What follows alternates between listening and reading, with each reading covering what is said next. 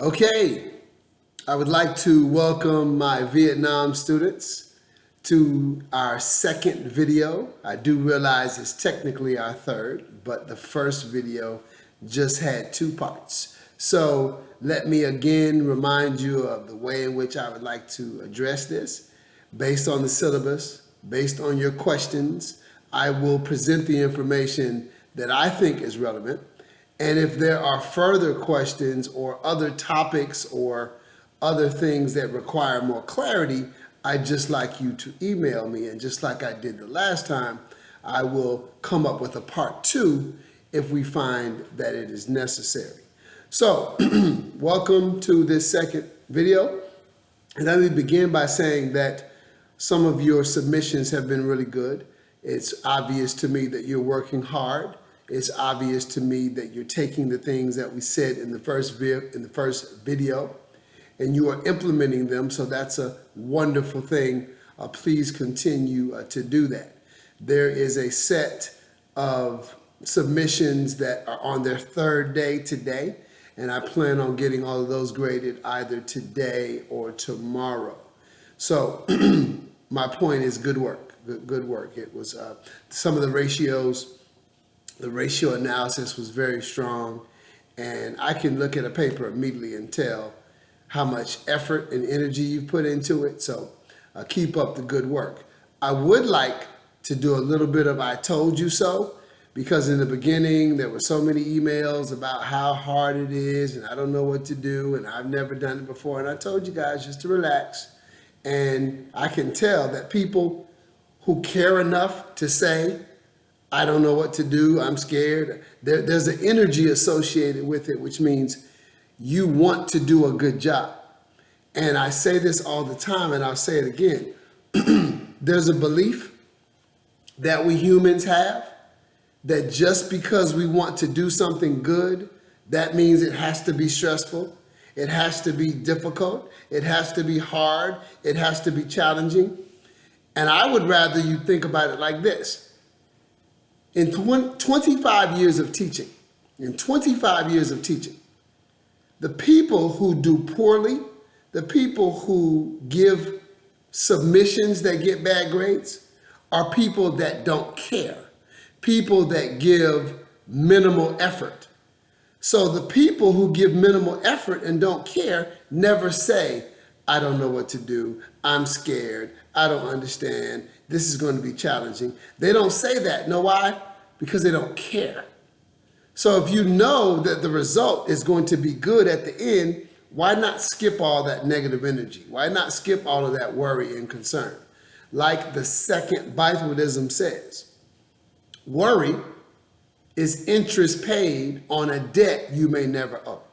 So some of you paid a lot of interest by sending me all of these emails with all of this negative energy words in it about how challenging it was going to be and how hard it was going to be and how scared you were and how nervous you were, but then you got really good grades.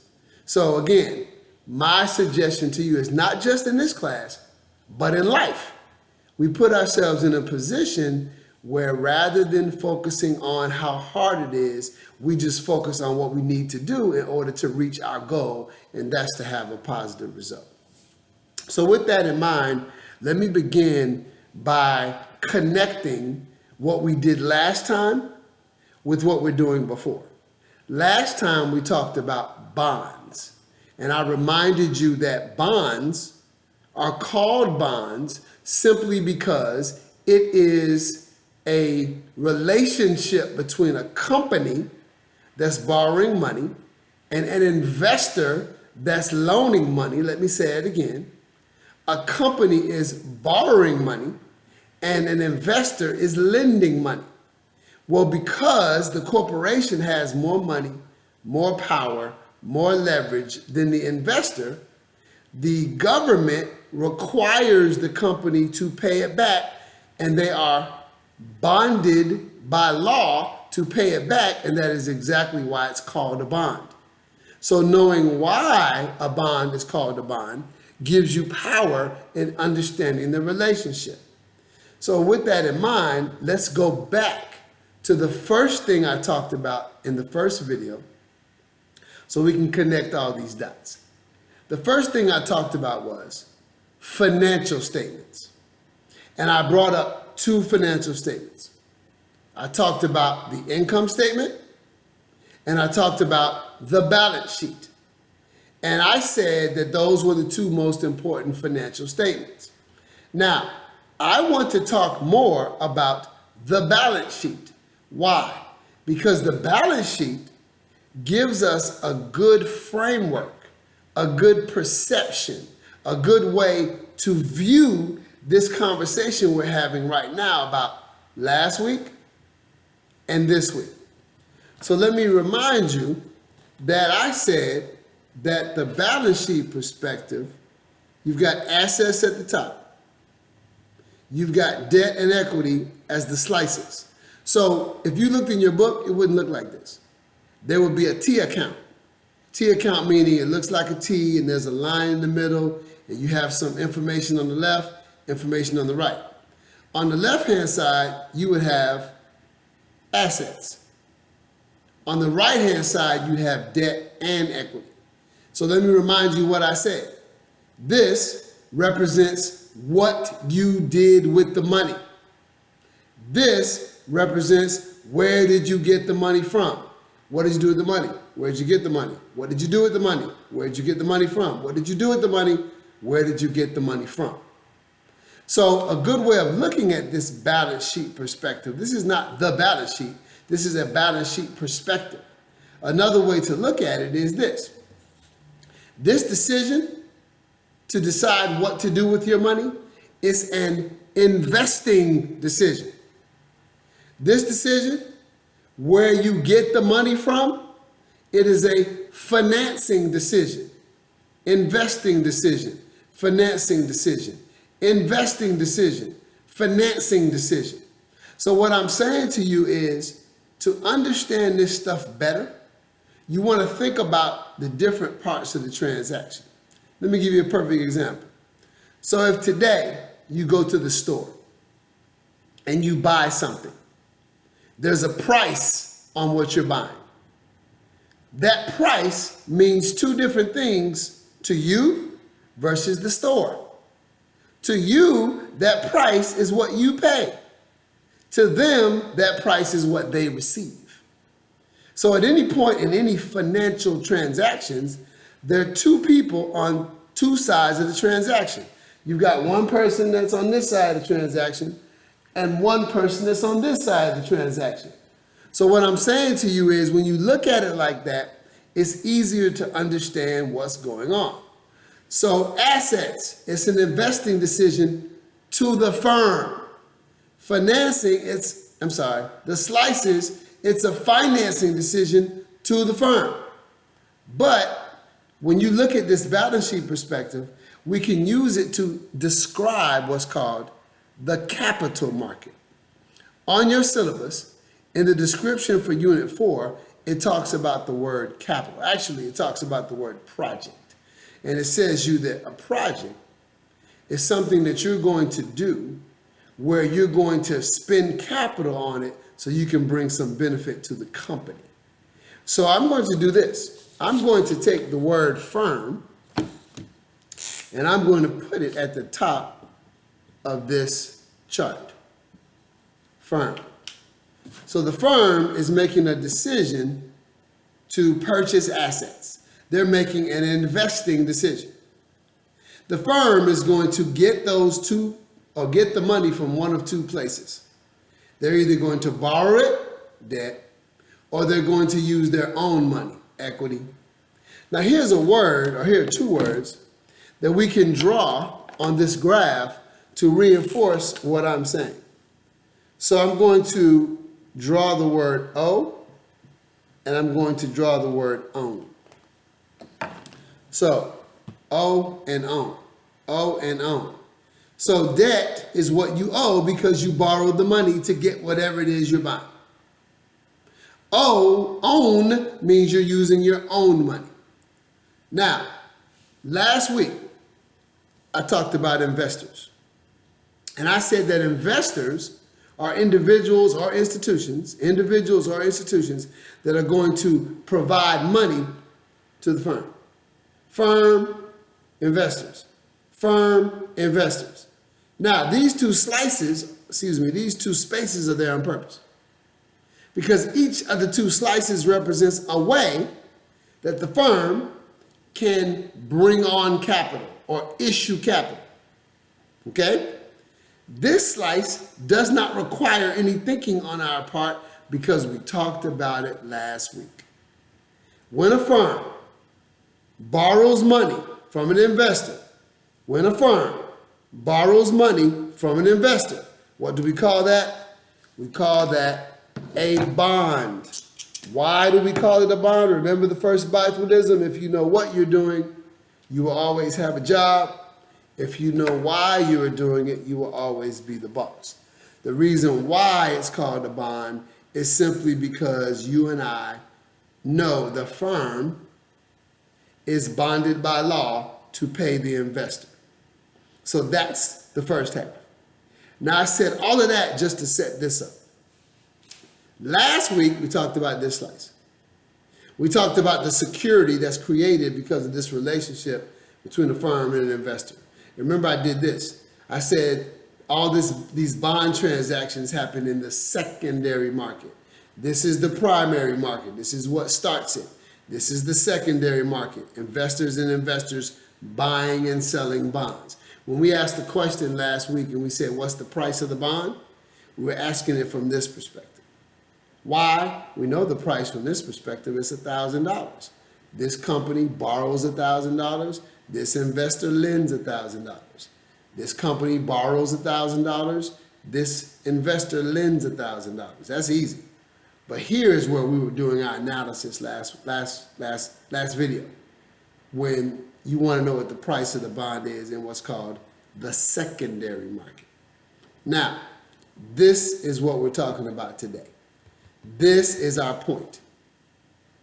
Now, I think a good way to put ourselves in the right mindset to understand how this works is for us to think about the relationship between two entities. The relationship between the firm and the investor. The relationship between the firm and the investor. So this is what the firm says to the investor if they want to raise capital in the equity market.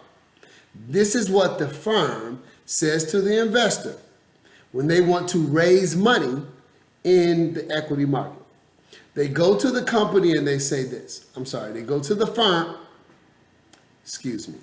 They go to the investor and they say this.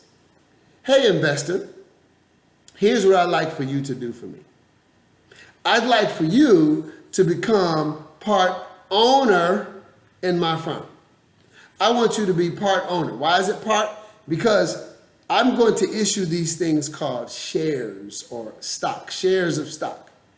And I want you to take the share of stock, and each one of them represents a piece of ownership of my company. And in return for you doing this, I'm going to take the money that you give me, the capital that you provide, and I'm going to do some things with it. I'm going to buy some stuff. I'm going to make some decisions. I'm going to invest in some projects. And if I do a good job, two things can happen for you. There's no need of me writing this down because your book talks about this during the whole stock chapter. I'm going to do two things for you. Two things. Number one, I'm going to take the money that I make at the end of the year. Remember the net income?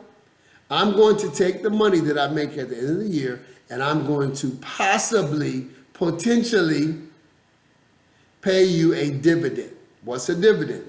It is a cash payment that you get per share based on the fact that you are one of my owners. If you have, let's keep this simple. If it's $1 and you have 10 shares, you get $10. If it's $1 and you have 37 shares, you get $37. So if I decide to pay you a dividend, you're going to get a certain amount of money from me per share.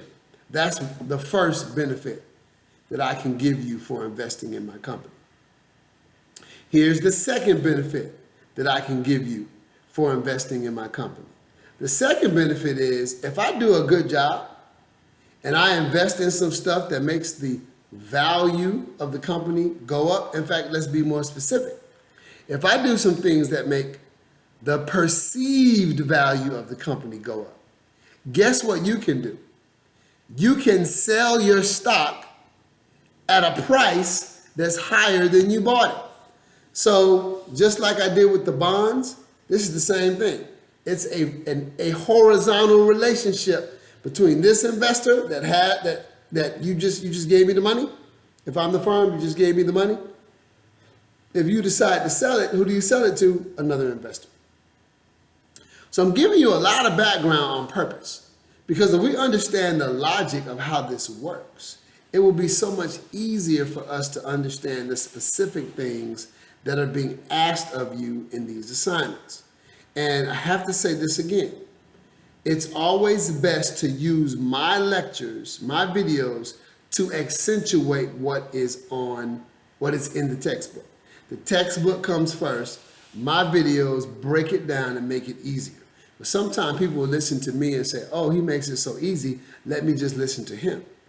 But I'm making the assumption that you've already looked at the textbook, seen the important data and all of the specific things you need to be aware of. And then I am giving you a big picture perspective to make it less complicated, but you still need the book. So sometimes when you look at the book, then you hear my example, then when you go back and look at the book, now suddenly it makes better sense. Now suddenly it's easier. But my point to you is you need both. So in the stock valuation chapter, they have a lot of conversations of, oh, let's do this. Let's write the word stock right where it belongs to make our visual representation of this make sense.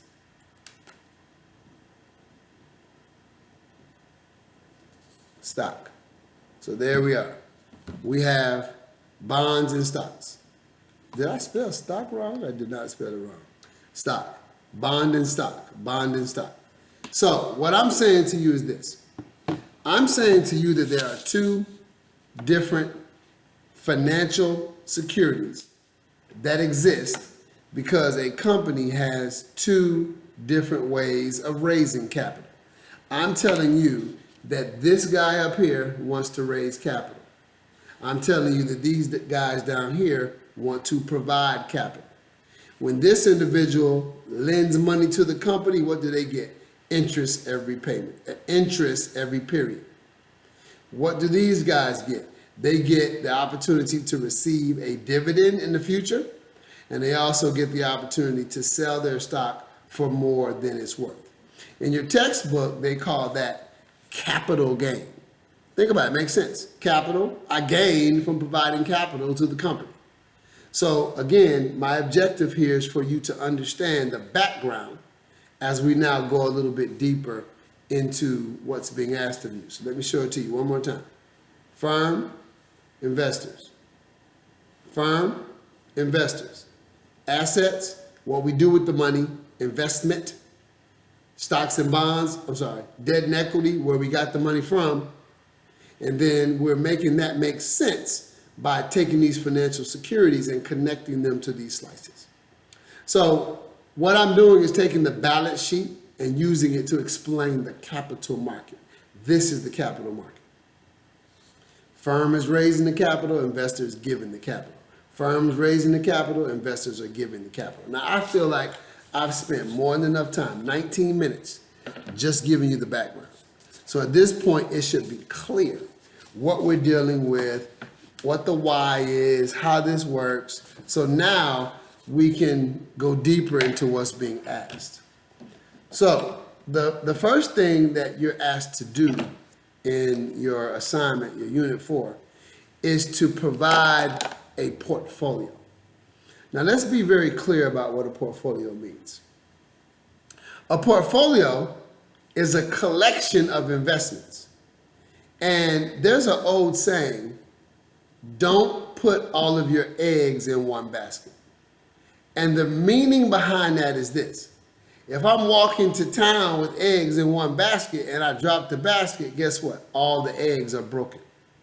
So what the saying is trying to get you to do is put your eggs in different places.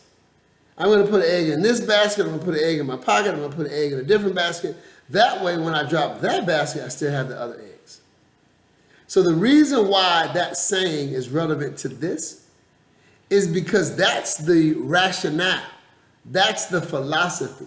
That's the idea behind a portfolio. Think of each stock as being an egg. And rather than putting all your stocks in one basket, you want to put them in a portfolio so that you can, if one of them breaks, if one of the stocks goes down, you've got other stocks that are doing well. One of the ways to make sure you understand this is to give you a real example right away. If I had 8 stocks and I was going to put those 8 stocks in a portfolio, would I choose 8 stocks that are all in the same industry? Would I choose 8 stocks that are all in the same industry? The answer is no. Because if they're in the same industry, their return patterns will be the same. Which means if something happens to make that industry do bad, they'll all do bad. What I want to do is do what's called diversify. Diversify. Diversify means I'm not putting all of my eggs in one basket. So that if one basket drops, all my other baskets are doing well. So if one stock does poorly, all the other stocks might do good. In fact, sometimes if you diversify your portfolio correctly, you'll put one stock from an industry that is correlated the opposite of another industry. Let me see if I can think of an example. Here's one. There's a store here called Walmart. I don't know if you have it, but it doesn't matter. Walmart. So Walmart is a store that does well when the economy is bad, because Walmart has very cheap prices. So if the economy is doing bad, more people go to Walmart because it's cheaper. Okay? Well, there's a store here called Neiman Marcus. And Neiman Marcus has very, very high prices. So if the economy is doing well, more people go to Neiman Marcus. And fewer people go to Walmart. People still go to Walmart, but some of those Neiman Marcus customers are going to say, oh, the economy's bad. Let me save a couple dollars. Let me go to Walmart. And some of those Walmart customers, when the economy's good, are going to say, hey, I'm doing well. The economy's doing well. I just got a big bonus. So let me go to Neiman Marcus and buy something more expensive than I normally would have bought. So my point to you is this. If I take Neiman Marcus and I take Walmart and I put them both in my portfolio, I just did a good thing. Because when Neiman Marcus is up, Walmart's down. When Walmart's up, Neiman Marcus is down. What if I had 2 Walmarts? They're either going to do really well, or now I'm going to have double the negativity on my portfolio. So that's the point of having a portfolio. You know, there's an African proverb that says, nothing is learned through success. So sometimes when someone asks a question, it provides an analysis that makes us understand it better. So about a week ago, someone emailed me this question. They said, if it wants a portfolio of 5 to 8 stocks, why should I go through the trouble of doing 8 stocks when I could just do 2 stocks? If I do 2 stocks, it will be easier. So that person was thinking. They were doing what I call critically thinking, and that is a beautiful thing. But my answer to them was, that defeats the whole purpose of diversifying. His thing was, by me looking at 2 stocks, I just made my analysis easier. True, but you also became less diversified. The more diversified you are, the more securities that you have, the more diversified you are, because the return patterns don't match. And if one of them is doing poorly, some of them doing bad, then you have a higher chance that you'll do good if something happens to 1 or 2 or 3 of them. So that question was a very good way to explain the way this works. And I thank that person for asking that question, because it really, in my opinion, provides a better analysis for you all to get it. Why not 2? Because you're less diversified. Why 8? Because you're more diversified. Why 5? Well, it depends. Are those other 3 people going to be of value to the security? You have to ask yourself that. So let me give you another example to understand the way diversified portfolios work. So I play flag football. I'm 52 years old and I pride myself on being able to stay active and continue to run and jump and do all the things that kids do. And I say to myself and my children all the time, 52 is the new 22. So it's my flag football team. I've been playing flag football for a long time. I know a lot of people and I like to run my own team. So what I do is I call all the people in my phone and say, hey, would you like to play football in this season? And then they say yes or no. Now, I diversify because sometime if I'm calling someone new and I say, hey, what position do you play? They might say center. That's the person that snaps the ball. So I say, okay, no, thank you, because I play center. So why would I bring somebody on my team that plays the same thing I play? That's not going to be good for me, and it's not going to be good for my team because I pay for the entrance fee. So if I'm bringing somebody on who's better than me and they play and I'm not, I'm quitting. I'm going to do like this. So I do not bring people on my team that play what I play. So then I'll call somebody else and I'll say, what position do you play? And they'll say, I play wide receiver. That's the person that runs out, catches the ball. Well, wait a minute. I already have 2 guys on my team that play wide receiver. So even though that guy might be good, he might be talented, he might be fast, I'm not going to bring him onto my team because I already have 2 guys that play that position. Do you see my point? If I have 2 stocks in my portfolio that operate in a certain way, that have a certain return pattern, that are based on a certain product, I'm not going to bring a 3rd stock in that does the same thing. So the same way in which I diversify is the same reason why, or the same rationale you should use when you do that. So let's look at the instructions real quick. It says for you to take a portfolio of 5 to 8 stocks that demonstrate diversified risk. A few of you asked me the question, what does that mean? I just explained it to you. Me bringing on flag football players is diversified if I only bring on players that meet my need instead of just because they're good. If you're good, but I don't need you, I'm not bringing you onto my team. So if you're looking at it based on whether it's a good stock or not, that's not the point. The point is it a good stock for this portfolio? Hey, but Dr. B, I'm a really good I'm a really good teammate. I'm really fast. Okay, but you're not right for this team. Do you play in other positions? No. Okay, see ya. Do you play any other positions? Yes, I also play quarterback. Oh, well, come on. I can use you because I like to use 2 quarterbacks. I like to have a backup quarterback in case one quarterback has to go out of town. So when it asks you to bring on a portfolio of demonstrating diversified risk, that's what you're doing. You're bringing on shares of stocks that represent what you need or what will allow your portfolio to be diversified. Okay, then it says list the stocks along with their current price and a previous 1 year and 5 year rate of return. I received several questions about that. What does that mean? What does that mean? Sometimes just take a breath, think about the logic, understand.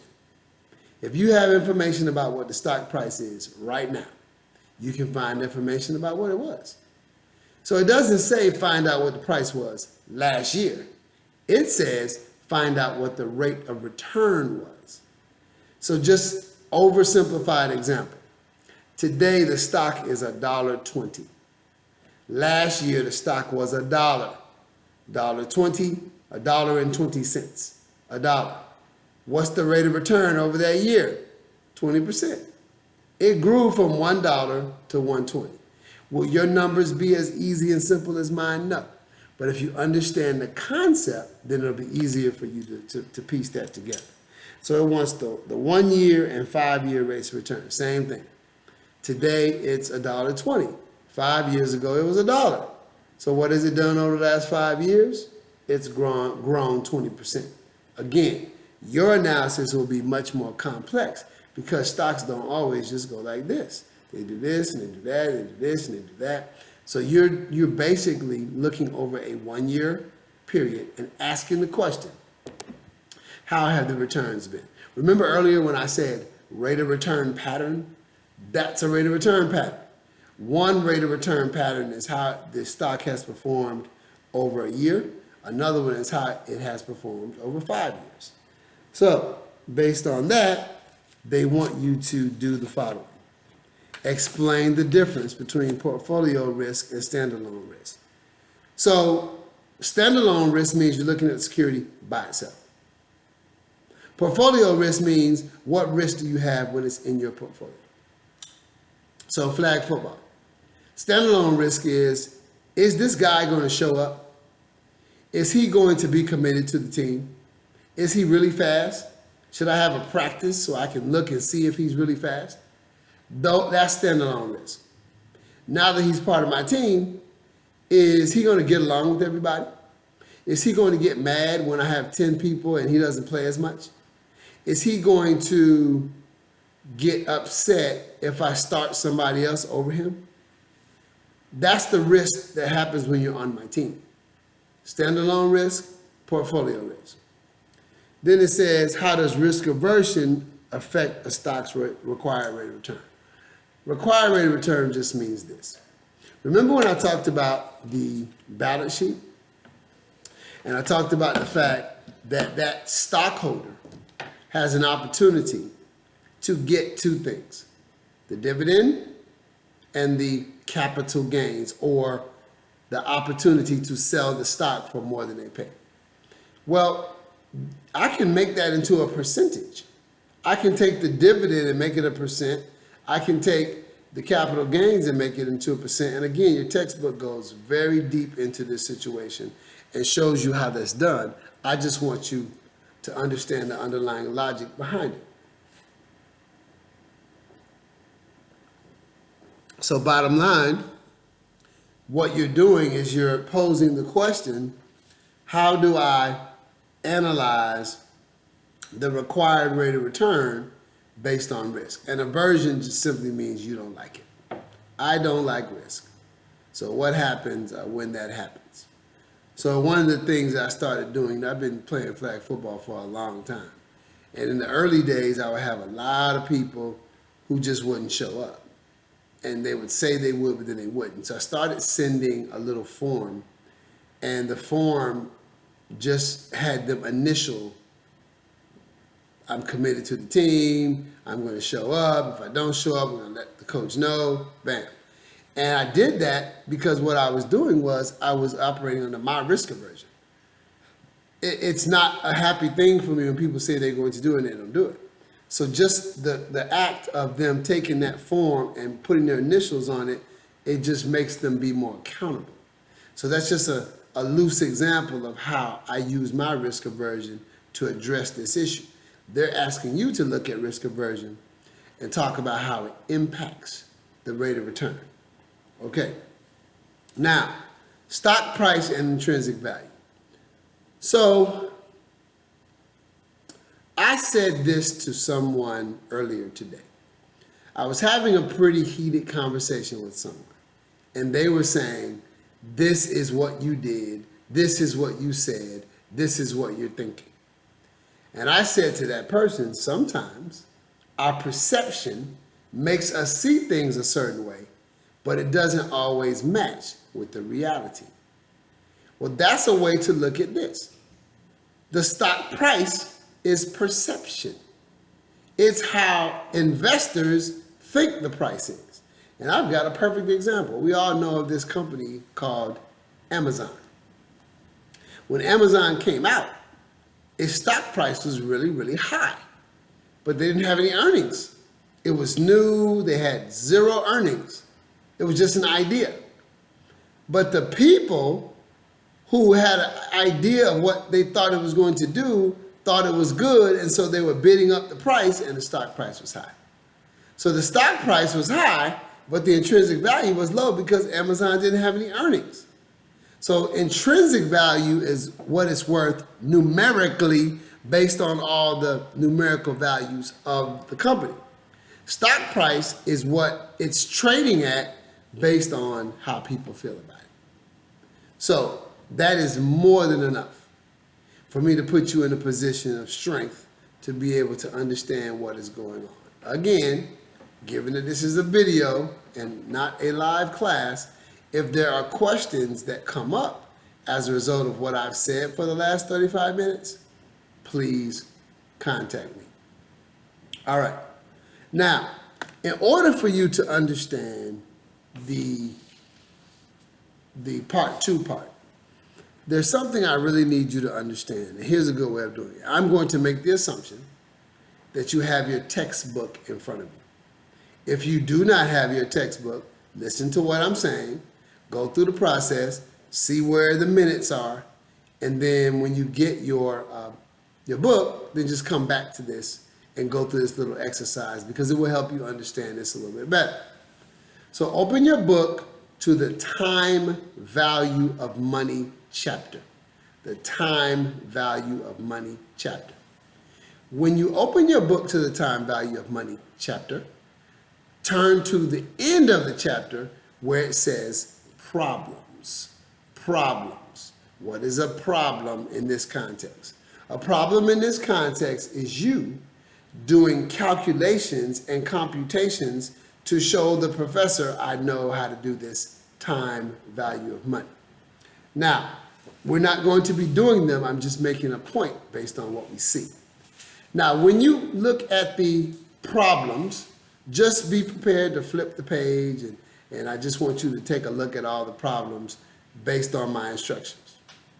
So, look at number 3. Now, hear me. You're looking at it and I'm not. So if something I say does not match perfectly with one of the numbers, that's cool, because the same point will be made. I want you to take a look at the interest rate that's being used in a particular problem. If I'm going to just bring up random numbers. If I pick a number and then you look and I pick a number and you look and there is no interest rate, that just means that problem doesn't match my point. Maybe they're asking for the interest rate. So look at number 3. Do you see an interest rate? Great. Look at number 14. Do you see an interest rate? Great. Look at number 26. Do you see an interest rate? Look at number 13. Is there an interest rate? Look at number 19. Look and see what the interest rate is. Now, just for kicks, starting with 1 all the way to 26, just skim through all of the problems and just notice the interest rate. You don't have to write down what it is. You don't have to tell your classmates what it is. Just look to see what the interest rates are, the given interest rates for each one of these problems. Again, if you see a problem that does not have an interest rate, just skip it, go to the next one. I'm going to give you a second to do that.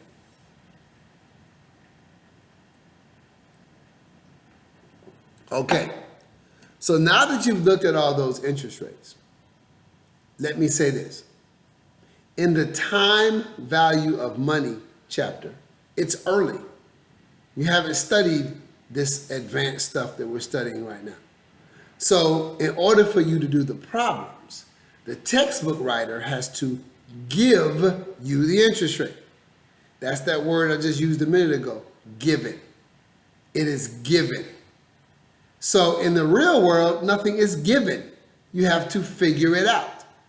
So what I'm about to teach you right now is how firms come up with what interest rate they use when they do problems like this. Now, in real life, nobody does problems, but they do calculations in a software, in a spreadsheet, or in some situations, they may have a person who does the calculations for the firm. But most part, you can use a financial calculator or a spreadsheet. The point of this is not for you to do the calculations. The point is for you to understand that in order to do the calculations, you must have an interest rate. So what I'm going to do right now is I'm going to teach you how to figure out what the interest rate is that a firm uses. And this particular subject is called the weighted average cost of capital. In fact, on your syllabus, they just use a more simplified version of it. and they call it this. They call it the cost of capital. The cost of capital. Now, what I want you to understand first, because trust me when I tell you, if you understand what this is first, the calculation will be simple. If you do not understand what it is and you just start trying to do the calculations, like we talked about before, you'll be making life harder for yourself. So, I'm going to give you two different ways of looking at what the cost of capital is. First way, what I just finished saying. The cost of capital is the interest rate that a company is going to use in order to do a time value of money calculation. That's my first answer. My second answer is this. We're going to look at the cost of capital from two perspectives. One perspective is the firm. One perspective is the investor. So we're going to look at it from their perspectives, the firm and the investor. Remember earlier when I said that there are always two sides of a transaction? There's one person on this side of the transaction, and there's another person on this side of the transaction. So that's a really good way for us to look at this. So let's start by looking at the investor. For the investor, what it's about is this. It's about the rate of return. That issue has come up several times today. It's about the rate of return. Meaning, if I'm the company, if I'm the investor, I need to write that a little better. If I am the investor and I invest in this company, that's how much I expect to get back from you. That's the interest rate I expect on bonds, or that is the dividends or cost of capital that I'm going, the dividends or capital gain I'm going to get on the stock. And remember, we called it rate of return a minute ago when we were talking about part one of the assignment. Rate of return. So rate of return is a percentage way of recognizing how much an investor has earned by providing their investment. So that's on the investor side. On the firm side, the same number is called this. The cost of capital. The cost of capital. So what is a rate of return to the investor is a cost of capital to the firm. What is a rate of return to the investor is a cost of capital for the firm. Let me give you a quick, easy example. There's a car right outside of my driveway right now, and it is a Lincoln MKZ. So the day that I went to purchase the Lincoln MKZ, they told me that I was going to have to pay a certain interest rate. And they said that interest rate is going to be woven into your loan, and it's going to be in the payment that you make every month. Bam. We just did the same thing. I am the firm. I want cost of capital to buy the car. So the interest rate to me is a cost. Interest rate to the bank or the car dealership is a return. It's the same interest rate, but I'm paying for the interest rate, so it's a cost to me. They're receiving the interest rate, so it's a rate of return to them. That is what we're doing here. We're analyzing for the firm. How do you figure out where you're going to get the money from and how much you're going to pay to get the money? So we find the cost of capital. We find the cost of capital by analyzing the rate of return. So look back at the notes that I gave you 20 minutes ago about the balance sheet. And you see two investors. You see the bonds, debt, you see the equity, stock. So each one of those investors is going to have a required rate of return. The required rate of return for the bond investor is simple. It's the interest payment that they get. And when you look at that interest payment from a rate of return perspective, it's a percentage. Of course, the interest is $1. Quick, simple example. What's the face value of a bond? 1,000. The company is borrowing 1,000, the investor is lending 1,000. So when that happens, let's say the interest rate is 10%. 10% times 1,000 is $100. 10% times 1,000, $100. So $100 is the dollar amount, but 10% is the rate of return for the bondholder, but it's the cost to the company. Okay, so what I'm really saying to you is, all we do to figure out the weighted average cost of capital is to determine how much the investors are getting, and that's our cost. Let me go back to this one more time. This pie. Remember, this pie represents debt and equity. Well, if you take this pie, it also represents something else. It represents capital structure. What does that mean, Dr. B? That means that if one of these slices is debt and one of these slices is equity, then there's a certain percent that the firm gets from each one. And that percent is called capital structure. Capital structure is simply a very fancy word, which means what is the breakdown between where the company gets the money? What is the breakdown between where the company gets the money? And let's suppose that they get 40% of their money from debt. And let's assume they get 60% of their money from equity. Guess what? Capital structure. Not only is that capital structure, but that's where you get the weights from to weight the weighted average cost of capital. So you would take 0.60 and multiply that by the cost of equity, plus 0.40 multiplied by the cost of debt. Well, by doing that, you're finding the average. That's why it's called weighted average cost of capital. Let me say this again. What I'm doing in this video is giving you an oversimplified version of what's going on. You've got to go to your textbook, and when you see that formula, you'll understand what the formula is saying. If you understand WACC, this is simple. If you do not understand WACC, this is challenging. So just like the interest rate on my car is a rate of return for the bank, but it's a cost of capital to me, we're doing the same thing. The company is taking the rates of returns of the investors, and then they're using it to figure out what the cost is. Now, let's go a little bit deeper into each cost. Cost of debt.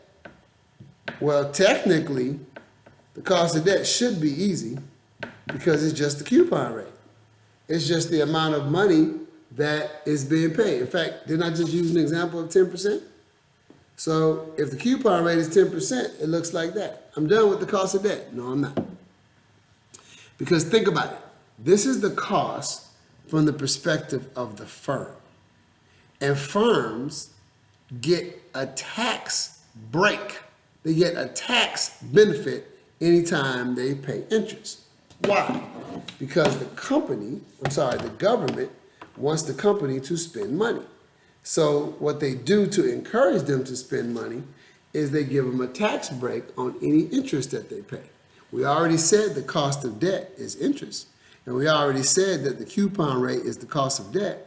But you've got to take this 10% and you've got to do a little tricky math on it, and you've got to multiply it by 1 minus the tax rate. That's the cost of debt. That is the rate of return for the company, That is the rate of return for the investor. But from the company's perspective, they're going to pay out 10%, but they're going to get some of it back in taxes. So they've got to multiply it out by 1 minus the tax rate. And that gives them what I believe your book calls KD. If they don't call it KD, whatever they call it, just put that right there instead. So the cost of debt is the coupon rate times 1 minus the tax rate. Again, warning. Trying to remember the formula will make this process more challenging for you. What you want to do is understand the logic. What's the logic? Now, cost of equity is going to be a little bit more complex, and it should be complex because equity is more complex than debt, or stock is more complex than bonds. Bonds are easy because you just got an interest payment coming in every period. Equity is a little bit more complex because you got dividends, you may or you may not get them. You've got a possibility of selling your stock. So two ways I'd like for you to look at this. One is this formula, which really looks like it's hard, but it's really simple. And then two, a formula called CAPM. So these are the two ways in which your textbook finds the cost of equity. First way represents what I said earlier. That's the dividend you receive. That's the price you paid. That's a percent. What if you get a 20-cent dividend? What if you paid $1 for the stock? 20 cent, dollar, 20%. G is just a fancy variable that your textbook uses, G stands for growth, to reflect this. Price in the next period minus price this period divided by price this period. Simplify that. Buy a stock for $1, sell it for $1.20, 20% rate of return. That's all that is. Again, textbook gives you the details. I'm just giving you the background information. Now, CAPM is a specific formula that is used to figure out the cost of equity, but it's done with a more macroeconomic view because it uses the risk-free rate, it uses the return on the market, and then it uses something called a beta. What is a beta? A beta is a very fancy way of describing a numerical number that reflects the risk of a company. If a company has a beta of 1, that means their risk is just like that of the overall market. If they have a beta of 2, that means their risk is double the market. If they have a beta of 0.5, they're half the market. So all I'm saying to you is this. To find the WACC, to find the weighted average cost of capital, you first must understand that it is simply the rate of return that investors get, which becomes the cost that the companies pay. You have to weight it. How do you weight it? You weight it by the weights of each slice. And you do that by taking the weight of 1 and multiplying it by the cost of that 1. Then you take the weight of the other one and you multiply it by the cost of that one. What if I have a problem that has 3 different capitals? Because sometimes there's a third capital, which is preferred stock. Same thing. You find the cost of preferred stock, cost of equity, cost of debt, look at the weights on each one, and then you simply divide it. It is that simple. Is it simple? No, but I'm making it simple. You find the cost of debt by finding the coupon rate and multiplying it by 1 minus the tax rate. You find the cost of equity by one of 2 ways. You either use what's called the dividend growth model, which again is in your book, or you use the capital asset pricing model, which is again is in your book. So I do those things and then I'm ready to do part 2. So let me look at part 2 real quick and make sure that we've addressed everything that needs to be addressed. So in part 2, you're picking a project, and just like I said earlier, a project is anything you do that involves you spending capital or using capital for it.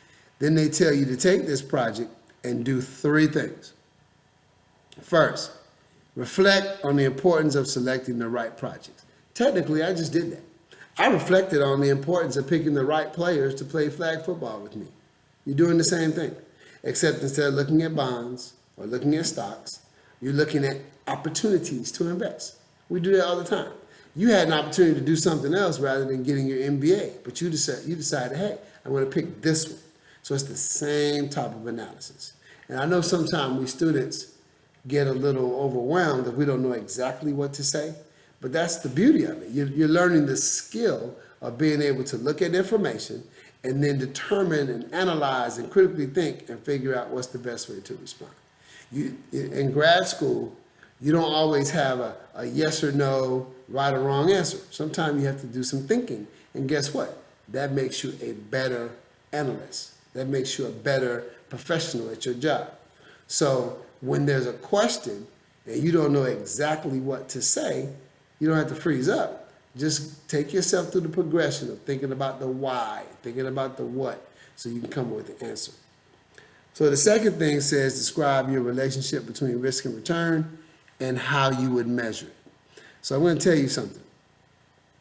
We've talked about that for the last 55 minutes and 23 seconds. If you don't see it right away, that's fine. The same thing. Think about it. Reflect on it. Look at how your textbook describes risk and return. And based on that, you can figure out what's going on because the answer has already been talked about. Am I trying to be mysterious? No. What I'm trying to do is put you in a position to grow from this experience. And if I just tell you what it is, then there's no growth because you didn't go through any thought process. Third, explain how you would calculate the weighted average cost of capital and its components.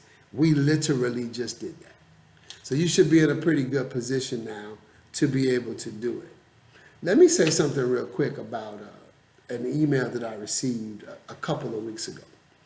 There was a person who was doing time value of money, just like you were supposed to. Remember the question asked you to find the price of the bond and to use time value of money to do so. And they had these long formulas, and then at the end, the question was, am I doing this right? And although the answer was right, to me, the person was not doing it right. Because this is graduate school.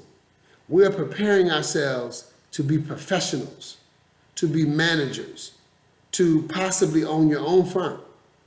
And I guarantee you, at no point in your day will you get out a piece of paper, get out a textbook, get out a calculator, and do a whole bunch of calculations on a piece of paper. You'll never do it. In the real world, we put data in software. We put data in a spreadsheet. We use a financial calculator. I mentioned to you earlier that I have a financial calculator on my phone. So all I have to do is open up my phone, find the app, and then I'm good. I can do any financial calculation that needs to be done. And that is what I do when I need to do a financial calculation. So if I put all of my numbers, you don't see that. But if I put all of my, maybe that's better. Doesn't matter. Financial calculator, if I put all of my numbers in it, then I'm going to be able to get an answer. But I would never do it by hand. Not because there's anything wrong with my calculation, but because in today's world, there's so much technology that does it for us. But you have to know what you're doing. Garbage in, garbage out. If you put in the wrong numbers, then you're going to get the wrong answer. And you need to take the number and interpret it and talk about it and be able to explain to your boss what it is. So get in the habit of, instead of doing long, drawn-out manual calculations that add no value to your skill set as a professional, instead use what you have. If you don't have a cell phone, fine. Go online, put in time value of money calculator or financial calculator, and you'll easily find something. Because again, no company is going to hire you, and you know what? People want quick answers. So they're certainly not going to wait while you sit there and do it out on paper. So yes, the formula is in the book, but the formula is there for you to understand the math that's underlying the software or underlying the time value of money calculator. So again, get in the habit of being efficient. You've already made an effective decision. What's the difference? Effective means doing the right thing. Efficient means doing things right. It is an effective decision to get an MBA. It is an effective decision to do your homework. It's not an efficient decision for you to do all the calculations by hand. So this has been our second video in which we've covered pretty much part 4, or unit 4, I should say, the unit 4 essay. And like I said earlier, if there are some things that you want to ask me about in reference to what has been said, please do so. So again, I appreciate everyone and the good work you're doing so far. I appreciate all the great questions you ask. And I'm really looking forward to meeting you all at the end of September or the beginning of October, depending on which campus you're on.